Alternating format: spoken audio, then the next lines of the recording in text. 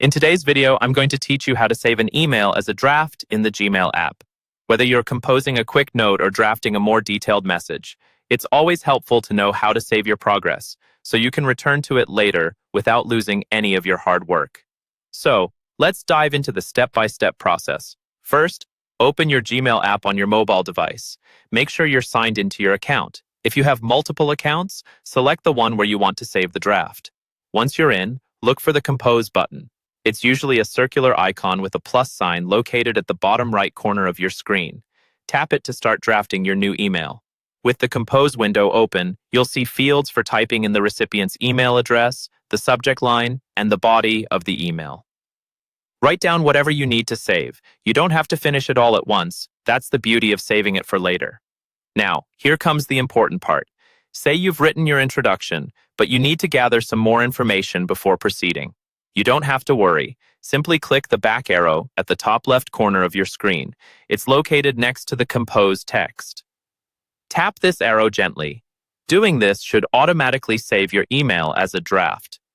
You might be wondering how to ensure that your draft is indeed saved.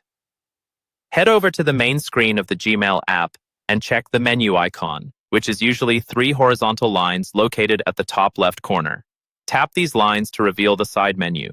Here, you'll find a list of sections like Inbox, Sent, and importantly, Drafts. Select Drafts to open it. You'll see your saved email draft here, ready and waiting whenever you need to return to it.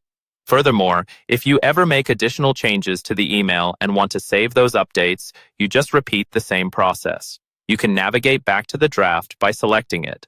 When you're done adding more information or edits, tap the back arrow just like before, and your updated version will be saved as well.